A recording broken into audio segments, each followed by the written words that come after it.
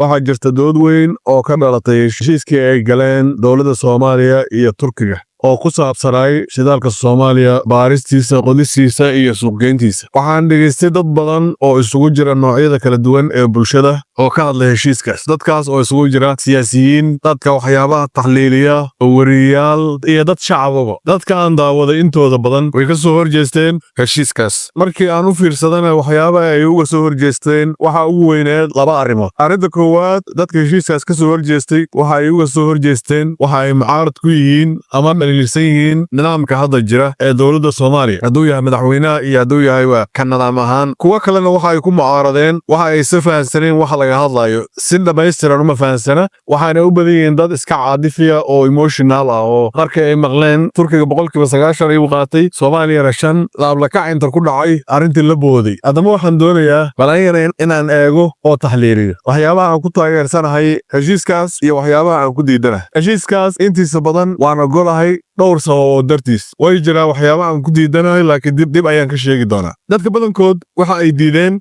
90% seer Turkiga lagu siiyey ayay dhahan. Waxa lagu yiri shidaal ayaa lagu saameynaya, waa lagu qodayaa, waa lagu iibgeynayaa. kadibna qarashka igala si aan u soo ceshto waxaan qaadanayaa 90% waxa ka soo baxa meeshaas, adigana 5 ayaad qaadanaysaa, 5 kalena waa lagu celinayaa. Haddii sidaas lagu yiri horta waa inaan fahnaa inaan lagu dhihin ilaa qiyaabaha waxa ka soo baxa meeshaas anaa iskala lagu dhihin. Waxa lagu yiri qarashka iga galay inta uu iga soo laabanay 90% ayaan qaadanayaa. Arrinta kale oo meesha jirta waxay tahay adigu cilmi iyo caqli aad shidaalkaas kula soo baxdo mees, farsamo iyo qalab aad kula soo baxdana meesid, lacag iyo awood aad kula soo baxdana meesid. Qof ayaa ku yiri aan ku soo bixiyo qarashkeygana aan la soo laabto. Horta sida meesha muuqata ee shidaalka la soo saaro waa la wada ogol yahay, laakiin waxa la isku diidan yahay waa sida wax loo qaybsanayo iyo cidda soo saaraysa. Haddaba haddii sidaas lagu yiri ma waxa aad rabtay in lacag la'aan lagugu qodo balaayiin dollar oo ku baxaysa meeshaas, in lacag la'aan lagugu qodo miyaa rabtay? Ma waxaa rabtay in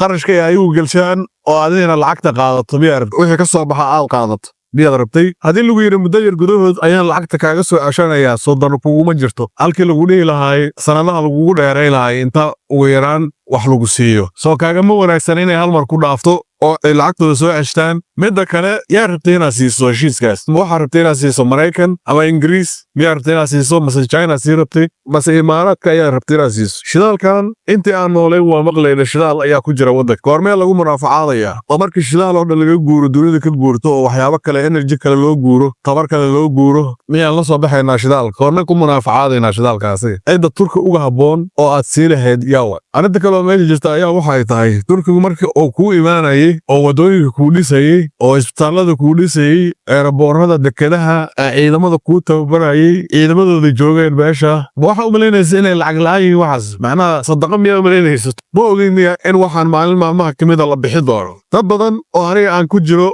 waan ogeyn in waxaan la bixi doono maalin maalmaha kamid, laakiin uma malaynayn in la shidaal lagu bixi doono. Aniga waxaan is leeyahay haddii la bixinayo shidaal aan hadda gacanta ku hayn, aanan qodo karin, 100 sano soo socota inaan qodo karno shaki ku jiro, in lagu baxsho ayaa la qaatay inta lagu bixi lahaa waxyaabo kale oo si degdeg noo saameyn kara. Heshiiska waxaa la sheegay markii hore waa 5 sano, kadibna waa laga gorgortami karaa. Waxaa kaliya oo ku filan haddii Ilaahay ku siiyo dowlad ka wanaagsan midda hadda jirta oo awood leh, haddii ay timaado 6 bil ayay u qaban kartaa, way la gorgortami kartaa. Dadka badankiis waxa ay dood ka keeneen haddii muran dhaco waxaa lagu kala baxayaa maxkamad ku taala Turkiga oo caalami ah. Xagee rabtay in lagu kala baxo? Shuuto inaa u geyso miyaa rabtay? Ma odayaal dhaqameed inaa u geyso miyaa rabtay? oo bacmado lagu kala baxo, bacmado lagu kala qaato. Haddii aan la hurayn maxkamadda ka habboon Turkiga maxay tahay? Cadaaladda Soomaaliya taalla waa maxay iyo garsoorka yaalla oo lagu kala bixi karo maanta? Waxa rabtay Turkiga iyo beeshiina inay ka wada xaajoodaan. Aniga waxaan is leeyahay waxyaabaha ay dadka badanka isku diideen heshiiskaas ma aha waxyaabo wax lagu diidi karo. Turkiga dhan markii aan ka fiirino waxaan is leeyahay waa dalka ugu habboon oo la sii lahaa shidaalkaas haddii cid la siinayo. Dadka kale oo dhan asaga ayaa ka mudan, maxaa yeelay qofkii taariikhda yaqaan Turkiga xiriir dheer ayaa naga dhaxeeya oo 100 sano ah. Turkigu waa wadan aad u soo koraya, awoodiisa ay aad u soo korayso, madooyinka soo socdana laga yaabo in ay si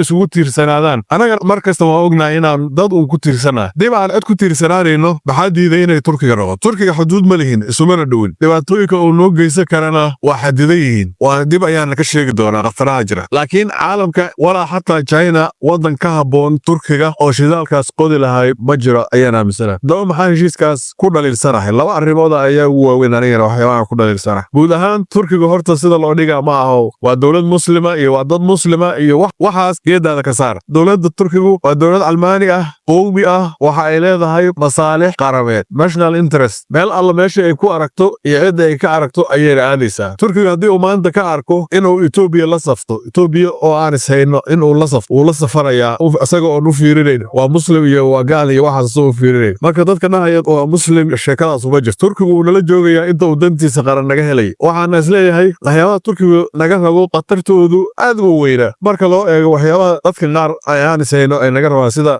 dalkeena lagu haysta, dadka diinteena lagu haysta, dadka iska kaana nacab oo anagoo waxba isku haysan nahagardaameynaya. Waxaan isleeyahay Turkiga wixiisa waxay u badan yihiin dhaqaale iyo horumar iyo difaac iyo waxyaabo lamid ah waay. Dhulna nagama rabo sida aan isleeyahay, diinteena naguma haysto sida aan isleeyahay. Wixiisa waa undan daran noocaas oo dhaqaale iyo u badan iyo wax lamid ah. Arrinta kale ee aan ku dhaliilsanahay heshiiska ayaa ah waxaan ogahay aqoon darrideena. Waxaan nahay dad aan u diyaarsanayn waxyaabaha laga hadlayo, cilmigeeda aan lahayn. Dadka Soomaalida ah ee arrimaha noocaas wax ka fahansan waa dad fara ku tiris ah. Badankoodana waxay la shaqeeyaan wadamo ajaanib ah. Ma hayno dadkii Turkiga la xisaabtami lahay meelaha laga qodayo bahal, qaabka loo sahminayo, meelaha laga sahminayo, meelaha ceelasha laga duleelinayo, dadkii la xisaabtami lahay ma hayno. Laga yaabee inaan hayno dadkii heshiisyadaas naga fiiri lahay inaan ku dhacannahay iyo in kale. Laga yaabee in la helo dad Soomaali ah oo cilmigaas leh, laakiin cilmiga kale shidaal qodista iyo baarista iyo suuqgeynta iyo waxaasoo dhan dad cilmigaas leh inta badan ma hayno. Marka waxay u badan tahay in nala dhici doono waxyaabaha ku ogaanay. Ninkan waxa uu ku yiri lacagteeda markay iga dhamaato kadib ceelasha adiga ayaan kugu wareejinayaa, anigana 5% ayaan qaadanayaa, adigana inta kale qaadanaysaa 90 qaadanaysaa markii lacagteeda ii dhamaato. Haddaba meeshaas waxaa ka muuqata in inta lacagta la soo ceshanayo ayaa lagu dhacayaa. Adiga ujeedadana waa intaas. Meesha 1 milyan markay gasho 3 zero ayaa lagu darayaa. Shaygii la soo gado waa 3 zero lagu sii buuxinayaa. Qalab yar oo $1 haddii la soo gado 3 zero ayaa lagu darayaa. Shay 1 milyan haddii la soo gado waxaa la leeyahay waxaa lagu soo gaday 1 bilyan. Meesha la isku dhici doono marka waa iska cadahay in la dhici doono